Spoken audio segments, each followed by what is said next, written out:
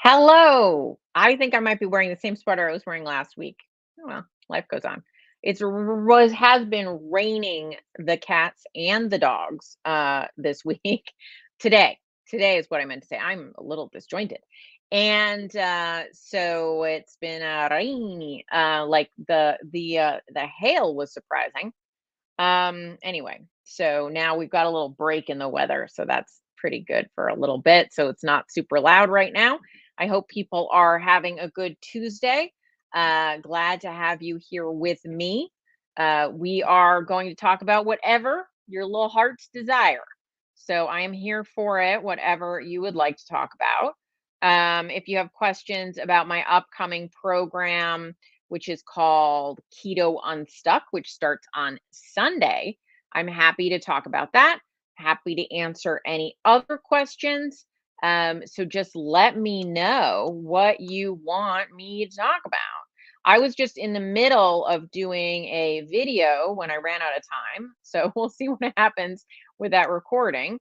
Um, to do as a follow-up to my video I did last week or a couple days ago about Weight Watchers. I got some feedback, so I thought, well, let me respond to that and do a follow-up video. So I'm going to do that. So if you guys want the link to my Unstuck program, which starts on Sunday, I just put that in the chat so you can grab it from there. We will be it's a fun group. What we do is there's 2 tracks, one of which is just the basics. You get all the facts, you get the how to. I just wrote the quiz for today. So you join the group, you take a quiz. It asks you all sorts of questions. You know, what to try and like really get to what has gone wrong like in your approach to keto or weight loss in general so that we can get that train back on the track, whether it's like adherence, like you're struggling to just follow the rules that you think are the right rules, but you're struggling to follow them. If that's the case, then we work on your habits and your methods and your track, how to stay on track. And then, maybe it's, I am staying on track, but it's not working. Okay, then we're going to tinker with the sort of more metabolic issues that might be going on. So it's very customized to what your problems might be. But it's a great program. So if you need help, come and join. All right. So what else is going on? Like I said, I've just been recording a video on Weight Watchers app. So a follow up. I did one. I got some criticism. Thought I'd respond to criticism. Like it was friendly criticism, wasn't like mean. And thought I would respond to that. So that's what I was recording this afternoon. So that's my day so far. Just catching you up. I'm getting a haircut at the end of the month. I love long hair, but it does not work for me. So I am feeling awkward in my hair right now. It's a little bit off. I have super thin hair and it works better shorter. Once it starts hitting my shoulders, it takes on some odd characteristics. So anyway, I'm glad to be here with all you. You guys are being quiet tonight. I hope you're well. I hope you're enjoying good health wherever you might be. It's been a little crazy here in California. I'm in a good spot in terms of like not getting flooded out or anything. So that's not really a risk where I live. Like right where I live. It might be for people in the surrounding neighborhoods. But the worst risk I probably suffer is not wanting to leave the house and the power could go out. That just happens when it gets windy with the stormies. So, I mean, there are people in certain parts of the country under a lot of snow. Could be worse. I am a little worried about my boyfriend who's out there today. I was like, maybe don't go out on Tuesday. He likes to go out on Tuesdays because it's like a day I can just have the place to myself and do a lot of work and not feel like we're on top of each other. So I was like, I don't know that this is a good day for a hike. No. Anyway, hey in I can't even say that. My brain. Mauritius. There we go. Susan, hi. That was rude. You come from a beautiful land. I just can't say anything. Susan, thank you for these Q&As. What blood work and tests should I insist on for my 6-year-old? Okay. So we don't need to get crazy about the 6-year-old. I'm not saying that you would get crazy. I'm just letting you know. Like a lot of tests as adults that we should insist upon, we do not need to insist upon for a 6-year-old.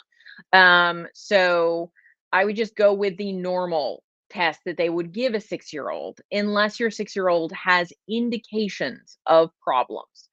If your 6-year-old is showing signs that you would recognize as insulin resistance. Ken Berry, hey Ken Berry, it's nice to see ya. Ken, would you disagree with this about if you are unless your 6-year-old is displaying signs of ill health or insulin resistant, they have a big tummy, they're overly chubby for their growth chart kind of spurt. That they eat in a way that probably is not helping them maintain good blood sugars and insulin levels. Otherwise, I would not put your 6-year-old through a bunch of blood tests. Ken Berry agrees with me. So yeah, great instincts to say, hey, should I start to get my 6-year-old tested? Yes, Ken says.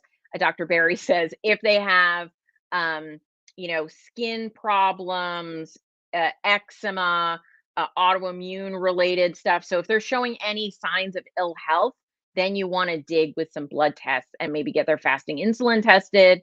But otherwise, probably not at 6. It probably wouldn't give you a lot of helpful information and might make them feel a little bit like, um, might make them have some feelings about their health that you don't want them to have negative feelings about their health. Okay, they're healthy but on a sad diet, unfortunately. So let's see. You said your 6-year-old. So it's your 6-year-old. So is this like a split household where you don't have control over what they eat in your ex-partner's house, or are you raising them full time? Because if you are raising them full time, there could be a change that you could enact in their life that you don't have to take a kid full keto. You really don't. You just start drifting their diet towards more of a whole foods, proper human diet, as Dr. Ken Berry and Nisha Berry would say, right? So starting to edge out the junk food and bring in the whole foods. And that shift may very well be all you need to worry about in that 6-year-old's life to get them on the trajectory of good health, that they won't deal with a teen years of insulin resistance and that kind of thing that can develop very quickly on the wrong approach. So, okay, Ken says if on a SAD and the doctor is going to check blood work anyway, then get a fasting insulin. It might, if you're in a disagreement with a partner about how to feed your children, then that might be helpful. You can be like, look, her fasting insulin is way above what a 6-year-old's fasting insulin should be. Her diet is already affecting her. Let's bring her over to a better diet, right? And so, like I said, though, for a kid, it really can just be about edging out the highly processed foods and bringing in, good quality meat, eggs, butter, cheese, fresh vegetables, those kinds of things. You don't have to be super strict if you catch it early enough, right? It's just like many of these things. The worse it is before you start to fix it, the more strict you have to get. And so, we don't have to be super strict if somebody's not yet sick. And that can be then an easier transition to a healthier diet. And so, don't wait until there's problems, would be my best advice. Let's go back and see what we got. Jujubee says non-scale victory. Woo! 35-pound dumbbell press, nice, with a glute bridge and an 83-pound kettlebell deadlift. Nice, Jujubee. Started in July and couldn't list anything. Get that muscle. Get it. Get it. That's awesome. I'm trying to decide if I want to grow my bangs, says Juju Bunny. We got Juju B, we got Juju Bunny. They're getting long. I need to get. I can't. All growing up, I had bangs, and then when I hit teen years, my hair fell out because I had undiagnosed thyroid issues. I don't have thick enough hair for bangs. If I pull this hair down, there's like a bald spot over here, so I gotta carefully arrange the hair. But bangs can be very pretty on some people for sure. Krista says Keto Unstuck is an awesome program. It helped me get past this stall. Enjoy the community. The weekly calls kept me motivated. Thanks so much, Krista. I appreciate your recommendation. Um, Tina asked, what are my thoughts regarding fat fasting like once a month for a few days? Um, I don't think there's a good reason to do it. That's my thought. Unless you are having I don't think there's a good reason to do it. Now there might be some very small percentage of the population. There are some reasons to do it. But for the average human, I would say I'm not necessarily thinking that's needed. Tina, why would you want to do fat fasting a couple days a month? Let me ask you that, and then we can narrow in on what to do. Joanne says, is it okay to use Element? I'm on blood pressure medication. My blood pressure today was 121 over 60. I've been drinking it quite a while. It doesn't seem to bother me. So, Element is a drink mix that has a lot of sodium in it. I love it. I have my little Element cup right here, actually. It's my favorite drink mix. By the way, if you would like to get some Element, you can go to drink, DRINK, element, LMNT.com/Kim Howerton. That's me. And I get then a little bit of a benefit for what you buy. So I would really appreciate that. And you get a special gift when you buy through my link, which is some free samples. So just so you know, anyway, but I recommended it for years before they gave me that little help. Anyway, but I like people that also want to support me. So Element, back to your question. I am such an awkward salesperson, aren't I? I'm like, oh God. So Element is a drink mix with a lot of sodium. It's electrolyte mix. It's one of my favorites. It's probably my favorite, to be perfectly honest, and especially the grapefruit. But Element has 1,000 milligrams of sodium in it per pack. And so, to your question, some people on blood pressure medications, one of a blood pressure medication type that they give sometimes is a diuretic. And a diuretic and sodium are sort of in opposition to each other. And so sometimes it won't be a good marriage if you're taking electrolytes while on certain types of blood pressure medication. In those cases, though, I would say you should find out if you really need to be on the blood pressure medication. I'm not telling anyone to stop taking their medication, but if you have, good and low blood pressure and you're taking the Element, maybe you don't need the blood pressure medication anymore and you should check in with your doctor. Not all people are salt sensitive. So I'm talking about people not on medication now, because medications and substances can have interactions. By the way, I am not a doctor, and what I am talking about is just general knowledge, not medical advice.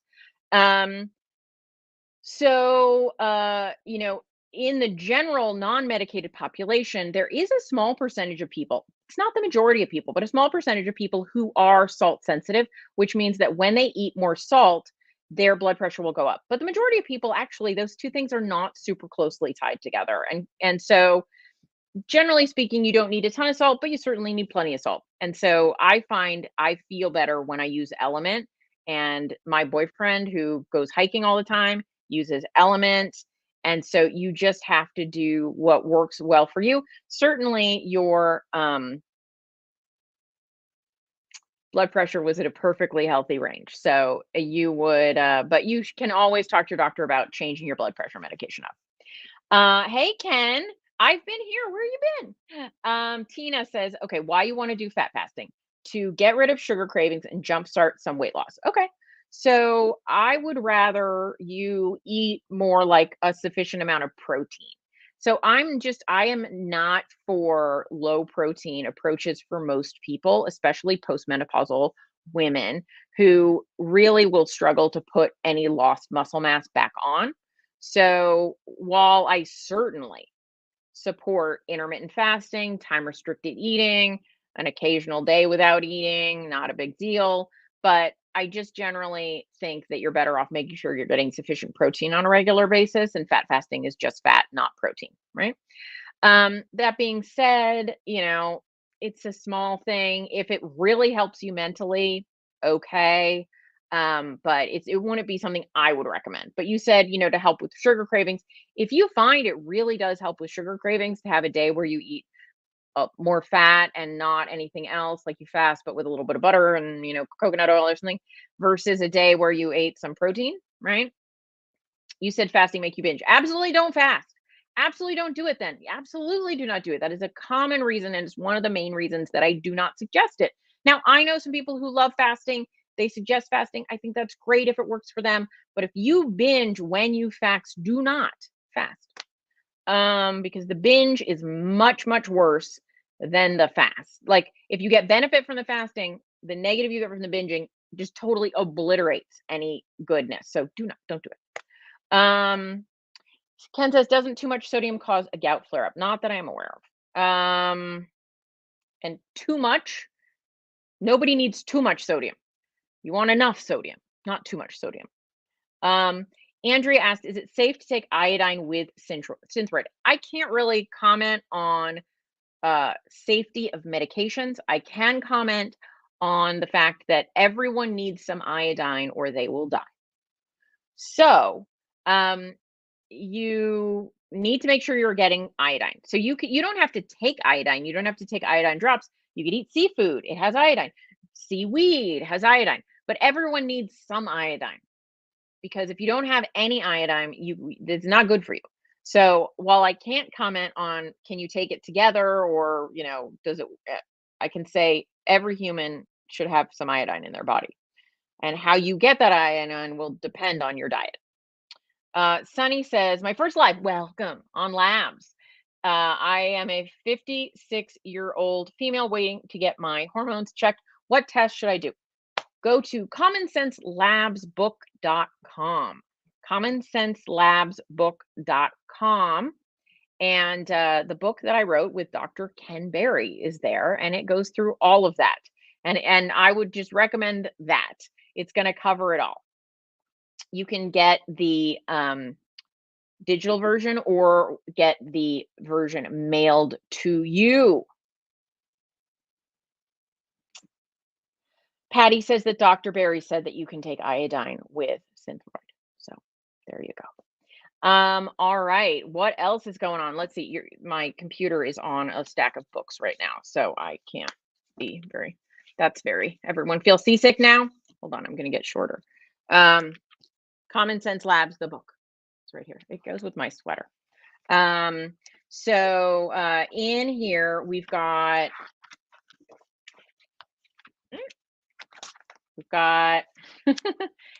this is talking about lab ranges.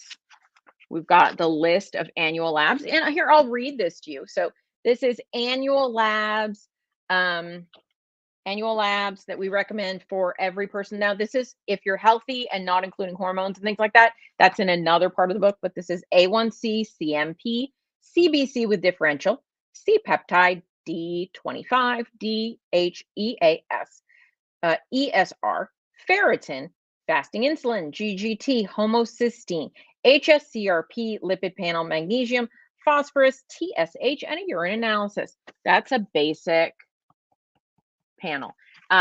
Is that all in layman's terms? Totally. So each one of these tests I went through, and Dr. Berry told me what the test was, and I put it into non-doctor language. So like I can read here, it says, okay, well, what is, I'll read you one of them. Let's find a good one. So on the explanation for calcium, one of the most abundant minerals in the body, though most is contained within our bones. Circulating calcium is required for many essential bodily functions, including heart function. Therefore, our body will work hard to maintain a proper balance. When concentrations of blood calcium get low, it can cause our body to break down bone to free up calcium for use in the blood. High calcium levels are rare and usually indicates an additional health problem. So I think that's pretty normal language, not too crazy. Chloride, tightly aligned with blood sodium levels. This can give a look at proper fluid balance as well as a possible point to as possibly point to some potential syndromes or diseases. Though dehydration must be ruled out as it is far more common a cause of being out of range. As with all electrolytes, it is part of the maintenance of proper blood acid base levels, right? So you can go through this whole book and it kind of just breaks things down. And then you've got so what is it testing? It goes through like metabolic matters. So what levels of things indicate good metabolic health? Um, what should the thyroid levels be? What about sex hormones? Parathyroid?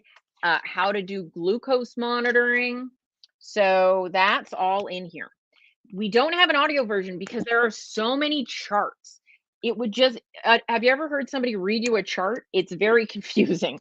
So it's so many, it's like 90% charts. So I'd recommend the book. Now, if you get the digital version, it's exactly the same. You might note this is 8.5 by 11, which is the same as printer paper.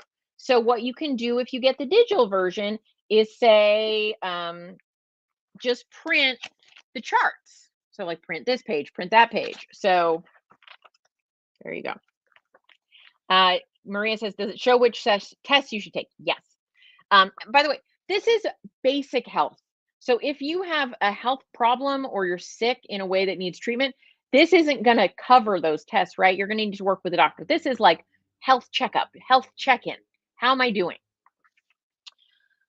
Karen says, what is a Dutch test? The DU stands for dried urine. I know that. I don't remember what the rest is. So a Dutch test is not the same as a blood lab test.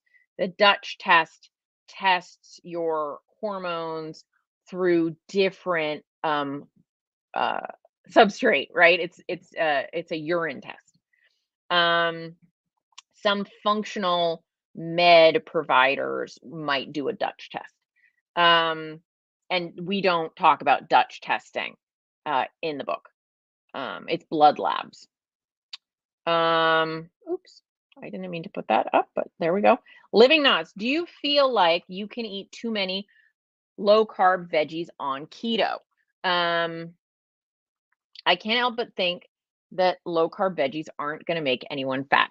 That is a fabulous question living in Oz. I'm going to guess you're in Australia where it is sunny now instead of cold and rainy. I still think that would be weird to have warm Christmases. I know it's very American centric of me to feel that way, but anyway. I don't mean you're weird. I just mean it would be odd for me because it's so different than my experience. But that's how the continents work, apparently, in the globe and things like that. Hemispheres. That's what I meant. All right. So low carb veggies, your actual question instead of me just blathering. Depends. So when I'm going to use myself as an example because it's easier. When I first started keto and I ate a lot of carbs, when I ate a lot of vegetables, which are carbs, they're low carbs, but they're carbs.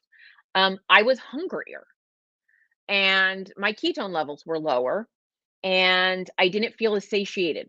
So when I first started keto, if I let my carb amount creep up much, I would be in a lower level of ketosis and I lost some of the hunger suppressing effects of keto. Fast forward a few years, and now I find low carb vegetables very satiating. I find them imperative to my diet. So, whereas when I was early in keto, early in my experience, when I was highly insulin resistant, I had to keep the carbs low for overall my hunger hormones and satiety to feel appropriate in what I was eating. Fast forward many years later when I'm a healthy individual, I'm not super insulin resistant and I'm you know, finding my way. I'm better off now eating a very high vegetable low carb diet.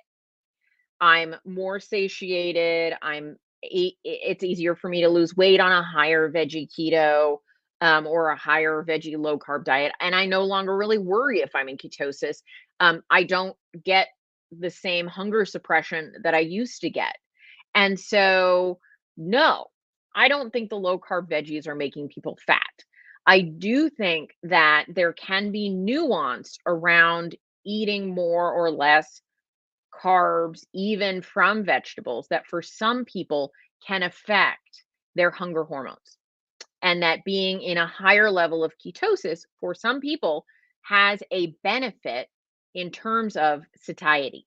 And then for other people, having a higher fiber diet, which it will be if you're eating a lot of low carb veggies, is more satiating for them.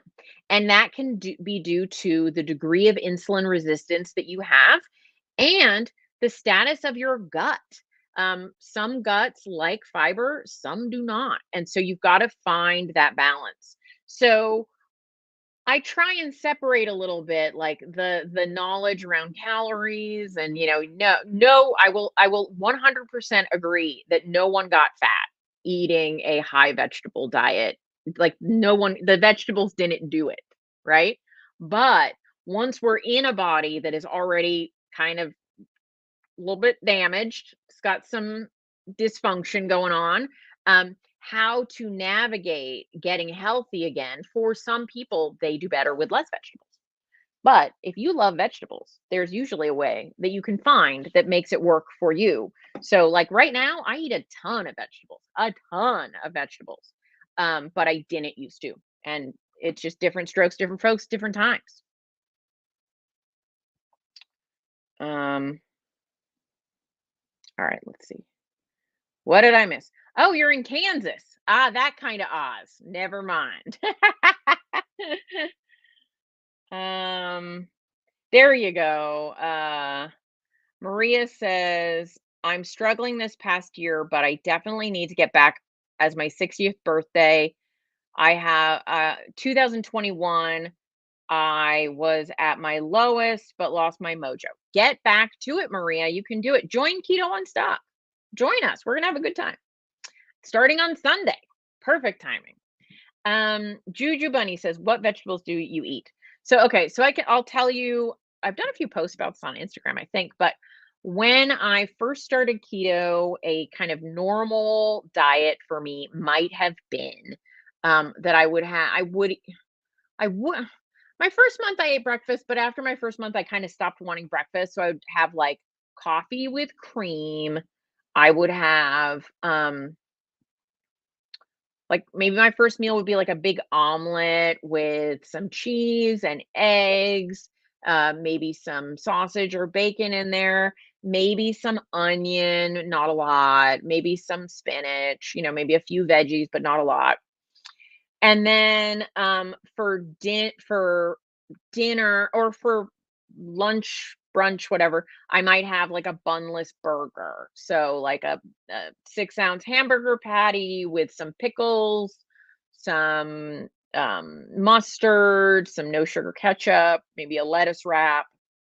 So the veggies I was eating there were kind of like incidental veggies, maybe like a couple slices of tomato, a little lettuce, a little bit of flavor, but not a lot of vegetable substance.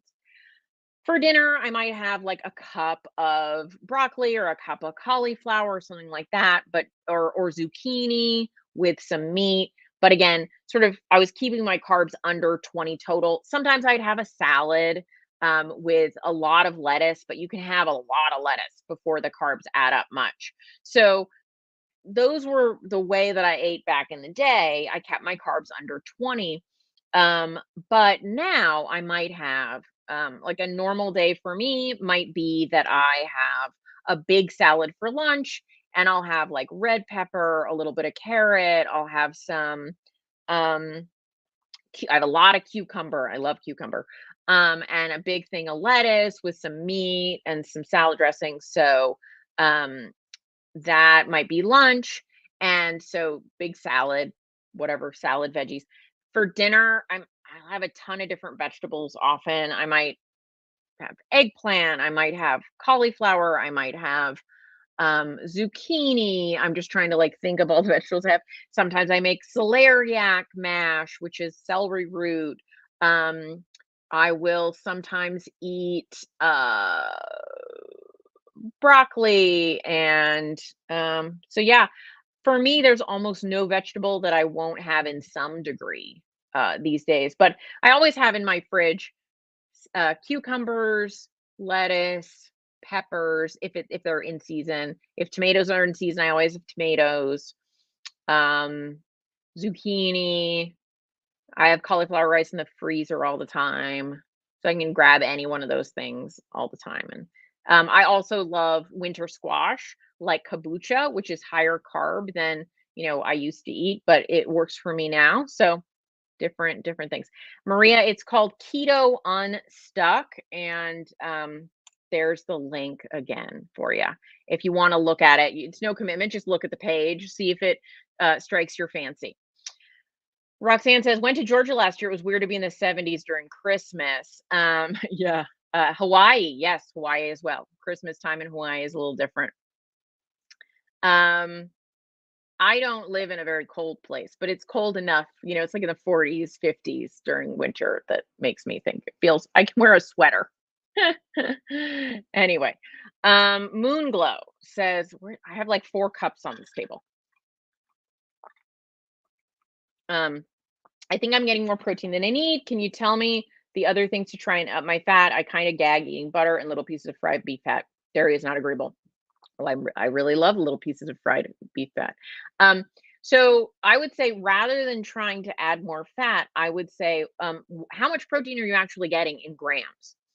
And if you love a high protein diet, I don't think there's any problem with eating a lot of protein. If butter and fat on your meat makes you gag, why would you try and why do you think that you're getting too much protein would be my question. I get it. Some people say, I eat a higher protein amount, but I'm always still kind of hungry and I don't feel really satisfied. Maybe I need a little more fat. Well, that would make sense then.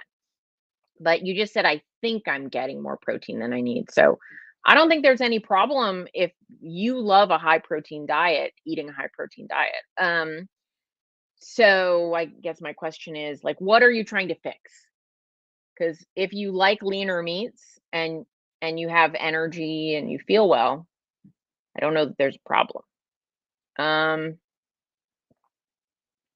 But if you want a little bit different fat to protein ratio without adding a bunch of butter and eating the fat separate on the meat, try to find higher fat meats that it's not like a strip of fat on the outside, right? Like ribeye has like chunks of fat throughout it, which you seem to maybe not like.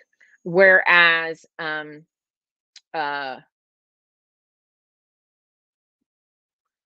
meats like skirt steak or just trying to think of the right kinds of meats here. Skirt steak, or there are other or meats that are more marbled where the fat is more incorporated through the more proteiny part of the meat, the meat part. You might find um that is more agreeable to you. How do you feel about egg yolks? Eat eggs. Egg yolks are higher in fat, so that's a great balance. All right, so Moonglow says, I crave sweets and I need to lose more weight. Okay. Oh, Janetta, yeah, New York strip can be more lean, right? So find meats that are maybe not super lean, like maybe don't go for a fillet. They're also very expensive.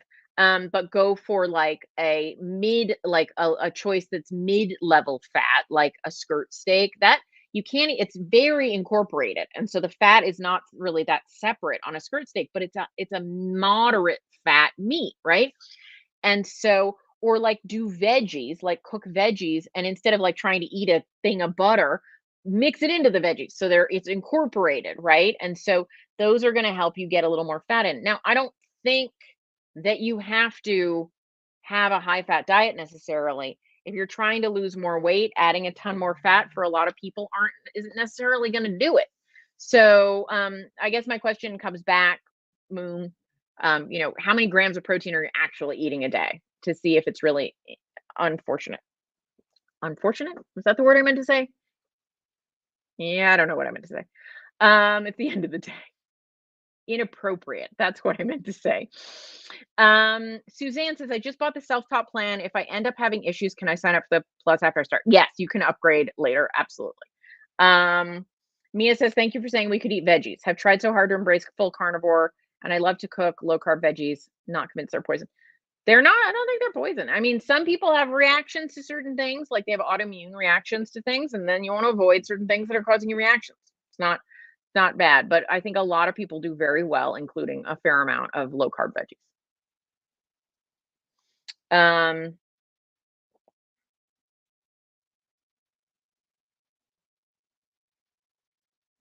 So yeah, I think for in terms of the like fat to protein ratio, we have to find what works best for us. But if you don't like, I have a couple clients who don't like eating fat where it's like identifiably fat. That's totally fine. Just look for the cuts of meat that are higher in fat, but it's marbled into the fat. So when you cook it, it's like you're not getting bites of fat. It's just in there.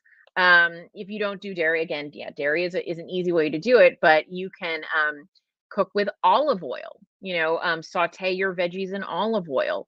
That's gonna add some serious fat to your veggies without it being dairy or probably noticeable. And so those are some things that you can do. Janetta says that my favorite thing is air fried beef trimmings. Yeah, I love those beef trimmings. They're delicious. Um, Melinda says, I'm eating clean keto, follow Dr. Westman, page 4, carnivore made my blood glucose go up and I gained weight. Yeah, so I mean, there are different strokes for different folks. Some people go carnivore and they find their hunger is super suppressed. And because of that hunger suppression, they eat a lot less and they end up feeling fabulous. And so just going carnivore can be perfect for them. Other people, they find it does not suppress their hunger enough, so they might overeat on a carnivore diet. And so they then have to we all have to find the approach for us that works. I apparently have tried every approach under the sun. I am like approaches are us. In my I guess if I start when I went keto, like let's ignore the Weight Watchers and things like that before, but high fat keto, high protein keto, low carb, carnivore, ketovore. Um, like I think everything on the low carb spectrum I have lived. So I am I am aware of all the approaches. And we all have to find what works for us. Exactly, Melinda. We are all different. So all right. What else should we talk about today? So, who is planning on going to a conference in the next few months? A low carb conference. The next conference I'm going to is in about 6 weeks in Colorado, Denver, Colorado. I'm going to low carb Denver. And Dr. Ken Berry will be there as well. He's speaking. I'm just making a ruckus. And then we will both be at KetoCon as well. So who's going to go to either one of those? Who can we say hi to? Cindy says, I have a huge health issue. I am diabetic and was just diagnosed with gastroparesis. I'm in a lot of discomfort. Advice, keto, what the heck can I eat? Okay. So I had a client. She's lost the weight and moved on. It's happy as a clam. But I had a client for many years who I was very fond of. She had gastroparesis. So I'm only familiar with it through her. And so gastroparesis, as far as I understand, in very layman's terms, is like a stomach that does not want you to eat food. It like rebels against what you eat. Now, what I've learned from her was that she had to very carefully navigate what she could digest and what she couldn't. I know also Dr. Carrie Diulis, who has type 1 diabetes. I don't know if you have type 2 or type 1, Cindy, also had gastroparesis. And so the thing that I have found out about gastroparesis is though they might give general recommendations around what to eat and what not to eat, it just seems to take a lot of tinkering to find what each person it seems very individualized. Um, like a lot of people don't do well with fiber on with gastroparesis, but again, and some people do great with meat and some people do terrible with meat. And um, from what I remember, um, ground meat was better for my client than steak, right? Something because if you think about it, ground meat is somewhat already pre-digested. I mean, not really, but right, it's already broken up. What like think about what the digestion process is, right? We take in food, it's broken up in that digestion process, and separated, right? And so the more the less work your digestive system has to do, potentially the better off you're going to be. So you might do better with protein shakes than with solid meat, or you might do better with ground meat than whole meat. You might do better with eggs, right? So it's going to take a little bit of guess and check in terms of what you digest well. And so that's as much as I know about navigating gastroparesis. It sounds like a real pain in the keister, really. It sounds terrible, and I'm sorry that you're suffering from that. Southern Ketovore said, "My husband's idiopathic gastroparesis complete resolved with keto." Yeah. And so my client who was keto found that she did better on keto than anything else. And so one of the thoughts about that might be that. So, Cindy, have you been keto for a while and then the gastroparesis developed? Or have you had it before you went keto? Um, One of the things I think anything gastric, anything in your gastrointestinal system, will react very poorly to high levels of inflammation. And I think for a lot of people, high levels of fiber can be great for some people and really triggering. No, I've not been keto. Okay. So for some people, high levels of fiber can be very triggering for anything bowel inflammatory or gastric system inflammatory. And um, so I think it's going to be some experimentation for sure. And like I've not done I'm giving you general information because I haven't done a lot of study into this specifically. But since you have not been keto before, what I would say is, follow a basic keto layout. Somebody here mentioned Dr. Eric Westman's page 4 is a great thing. Basically, the answer to the I can give you the summary of that, which would be primarily when you're hungry, eat meat. And you don't need to add a lot of fat, but you can add some to make the cooking tasty, and then keep the carbs very low. And then from there you can navigate, like, can I do dairy, can I not do dairy, can I do steak, can I do ground meat, should I do some shakes for a while? Oh yeah, Crystal Sykes did suffer with gastroparesis as well, and she resolved it with keto. Good information, Southern Ketovore. So you can find her. She's Lady Savage on Instagram. And then, yeah, I think this can be great, Cindy. I think that this could take you to a really great place. Like my client resolved their gastroparesis. Southern Ketovore here did, and Crystal Sykes did. So I think with time, I know Crystal had to do it slowly, and there were like periods where like she couldn't do red meat, and now she can, but she's kind of could do chicken, and then she could do dairy, so she was doing yogurt, and then there were times she couldn't do dairy, so she was doing coconut yogurt, and so she just kind of navigated her way through the low carb choices, what would digest, what wouldn't digest, and over time, more and more things digested better. So that's what I would probably say. It's going to be a guess and check kind of a thing. Um, all right, guys. All right, so we're gonna wrap up for the day because I have to finish another video to put on YouTube, and it is getting late here. But thank you for joining me. If you have questions about Keto Unstuck or Common Sense Labs, which is at commonsenselabsbook.com. Don't forget the word book, commonsenselabsbook.com. Then you can get both of those things. All right, take care, guys. Bye bye.